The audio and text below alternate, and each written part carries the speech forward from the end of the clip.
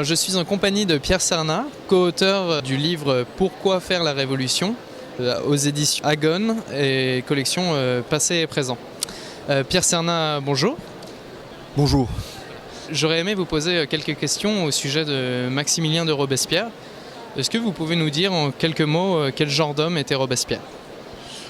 Bien, Robespierre est en fait un avocat d'Arras et comme bien souvent, il est représentatif de toute une jeunesse cultivée, lettrée, qui va développer pendant ce qu'on va appeler l'Ancien Régime, en fait une culture d'opposition à la monarchie. Il est très tôt sensibilisé aux questions sociales, il est très tôt sensibilisé aux questions de droits naturels, c'est-à-dire ce qu'on appelle les droits imprescriptibles des êtres humains à leur naissance, et très marqué aussi par une enfance difficile, et il va donc entrer en révolution dans cet esprit-là et assez rapidement donc devenir un des principaux orateurs de l'Assemblée nationale constituante en 1789. Alors, son surnom était l'incorruptible. Comment a-t-il hérité de ce surnom ?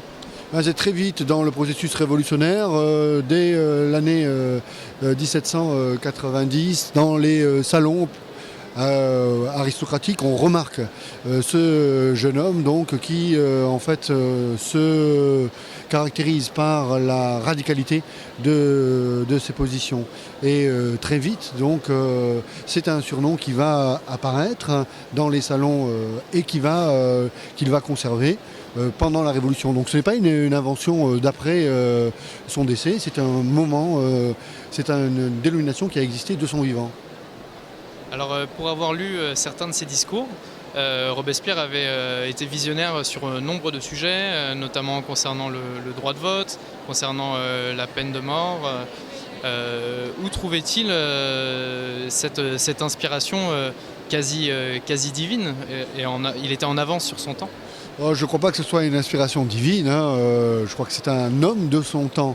C'est-à-dire que ce qui peut nous paraître assez étonnant dans la radicalité de ses positions, vous faisiez référence à deux aspects de la pensée de Robespierre. Un, la démocratie, c'est-à-dire l'élargissement de la base électorale. Deux, ce que l'on ne sait pas, parce que généralement le nom de Robespierre est associé à la terreur, et justement il faudrait avoir une attitude plus raisonnable lorsqu'on l'associe trop rapidement ou lorsqu'il est le seul acteur de la terreur, puisqu'ils étaient trop nombreux. On sait beaucoup moins qu'au mois de mai 1791, il va prendre fait et cause en fait pour l'abolition de la peine de mort. Et en réalité, c'est pas simplement une vision prophétique. Il est un extrême radical. Déjà de nombreux textes de ce qu'on appelle issus de la philosophie des Lumières, Beccaria par exemple en Italie, d'autres auteurs comprennent en fait que la violence faite aux accusés n'est pas une solution pour pacifier les mœurs dans une société. De même, sa volonté de créer une sorte de démocratie, c'est-à-dire une véritable démocratie où il n'y aurait plus de restriction de vote pour les moins riches, est une idée qui est partagée par d'autres hommes au club des Cordeliers, dans les mouvements les plus avancés, du côté de Marat également. En ce sens, Robespierre est un porte-parole, beaucoup plus qu'un prophète. Alors, vous avez mentionné que l'historiographie avait affilié Robespierre à la terreur. Comment ceci s'est mis en place et pour quelles raisons ? Oui, c'est une question très intéressante. On a vu plusieurs débats, des émissions de télévision qui ont été assez spectaculaires ces temps-ci, associant Robespierre à la question de la Vendée, par exemple. En réalité, je crois qu'il faut être particulièrement prudent, ne pas reculer devant l'étude des faits, bien évidemment. Les responsabilités collectives, et j'insiste sur le terme collective, qui ont été celles du comité de salut public, de la Convention, les députés, donc pendant la période que l'on appelle la terreur. Mais la légende noire, parce qu'il y en a une qui est très très forte sur le personnage de Robespierre, naît en fait immédiatement après son exécution, donc après les événements du 9 Thermidor et du 10 Thermidor où il est exécuté. Très vite, les hommes du complot politique qui renverse Robespierre vont de suite, souvent pour se dédouaner eux-mêmes, souvent pour faire oublier leurs propres responsabilités, créer, inventer une terreur où en fait le responsable est tout trouvé, il n'est plus là pour se défendre, c'est Robespierre, ses principaux acolytes, Couthon, Saint-Just, par exemple. Donc c'est dès Thermidor, ce qu'on appelle la période thermidorienne de la Convention, que la légende noire de Robespierre va se construire. Alors, dans son dernier discours à l'Assemblée, celui du 9 Thermidor, si je me trompe pas, Robespierre dénonce la conspiration. Alors, est-ce que vous pouvez nous parler un peu de ce discours et de cette mention à la conspiration ? Bien, il faut savoir donc qu'après ce qu'on appelle la loi de grande terreur du 22 prairial, donc nous sommes au mois de juin, entre la mi-juin et la fin du mois de juillet, Robespierre va se mettre en retrait de la vie politique et du comité de salut public. En fait, laissant la main politique à d'autres. Et il faut également savoir que Robespierre est persuadé en réalité que des conspirations se trament à l'intérieur de la République. Ce n'est pas la première fois que dans les discours de Robespierre, on voit le thème du complot apparaître. C'est un thème qui est apparu tôt dans la rhétorique de Robespierre, avant même la proclamation de la République, puis que l'on va voir redévelopper avec les Girondins, avec les fédéralistes, puis après avec les hébertistes, et puis évidemment donc, les indulgents et les antonistes.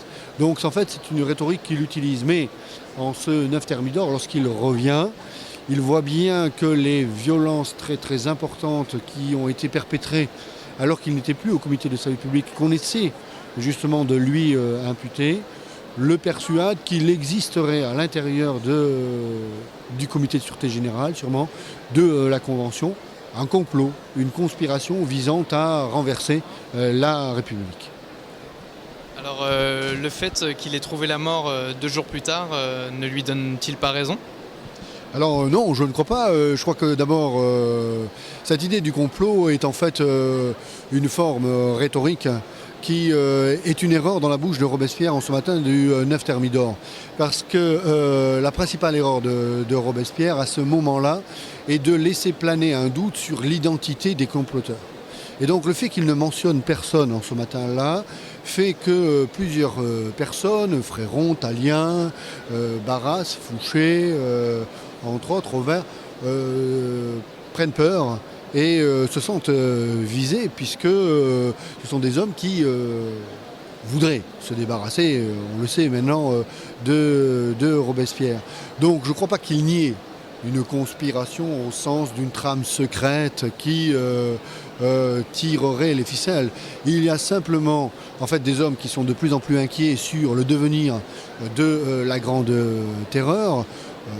La mortalité à Paris atteint des sommets qu'il n'avait jamais connus auparavant dans les mois qui précèdent la loi du 22 prairial, et en fait décide de réagir et de faire taire Robespierre et de le mettre hors la loi. Est-ce que vous pouvez revenir sur l'épisode un peu mystérieux de la fameuse balle qu'il aurait reçue ou qu'il se serait lui-même tiré ? Ah oui, la mort de Robespierre. Bon, je ne sais pas si c'est un vrai problème pour les historiens, pour l'histoire peut-être, hein, mais alors c'est tout le problème, savoir si Robespierre s'est suicidé ou ne s'est pas suicidé. Bon, certains hommes tentent de se suicider autour de lui, à commencer par le bas, donc je crois que il y a une probabilité, hein. Bon, après on connaît l'histoire du gendarme Merda qui va donc tirer gloriole d'avoir été celui qui a tiré sur Robespierre. Je crois qu'il ne serait pas impossible d'imaginer un Robespierre dans un acte qui ressemblerait à un suicide à l'antique, retourner contre lui le pistolet et faire feu sur lui-même. Je crois que c'est une possibilité qu'il faut envisager. La façon dont moi je percevais Robespierre avant de le lire dans le texte, c'est-à-dire ce que j'en ai appris par ce que j'ai appris à l'école et au lycée, etc. Et somme toute assez différent de ce qu'il était vraiment. Donc, quel conseil vous pouvez donner aux auditeurs par rapport à la façon d'approcher Robespierre ? Je crois que la meilleure façon d'approcher Robespierre, c'est de lire Robespierre. Donc ses œuvres sont éditées par la Société des études robespierristes. Je crois qu'il existe des anthologies d'ailleurs du texte de Robespierre. Je crois que plutôt que de sombrer ou dans la légende noire ou forcément une réhabilitation, hein, donc Robespierre serait un martyr et donc serait un héros de la Révolution, je crois que c'est un révolutionnaire politique. Il le dit lui-même dans un grand discours le 27 Brumaire en 2. Il dit lui-même « Soyons révolutionnaires et politiques à la fois ». Qu'est-ce que ça veut dire? Je crois que ça veut dire que Robespierre a la conscience que si l'on veut être conséquent avec le mouvement qui porte la France à ce moment-là, la notion de révolution est encore à opérer. Mais qu'est-ce que ça veut dire comme révolution? C'est révolutionner la société française, c'est-à-dire lui donner des mœurs républicaines. Et soyons politiques, ça veut dire quoi? Ça veut dire que Robespierre est aussi un homme d'État. Il voit bien donc qu'il y a des jeux politiques, il y a une majorité politique et que tout ça ne peut pas se transformer complètement. Donc en fait c'est un double personnage. C'est un personnage qui relie à la fois cette dimension très importante d'un idéal politique issu d'une philosophie des Lumières, mais qu'il veut adapter le plus rapidement possible à une France en révolution, et un homme qui va se donner les moyens, avec d'autres à l'intérieur du comité de salut public, d'appliquer de façon très sévère, pourrait-on dire, cette politique. Mais pour le comprendre, il faut surtout, donc comme je le disais, revenir au texte de Robespierre, mais surtout au contexte. C'est-à-dire ne pas sortir Robespierre et le mettre, le comparer à des tyrans, comme je le vois parfois, du XXe siècle. Ça n'a pas de sens pour un historien. Ce qu'il faut, c'est comprendre Robespierre comme un homme à l'intérieur d'un pays qui est en guerre civile et un pays qui a contre lui les meilleures armées du monde. Donc c'est un pays en guerre. Et à l'intérieur de ce pays-là, Robespierre partage avec d'autres, une fois de plus, la responsabilité de sauver ce pays. Je vous remercie, Pierre Sarnat. Je rappelle que vous êtes co-auteur du livre « Pourquoi faire la Révolution » aux éditions Agone. Merci à vous.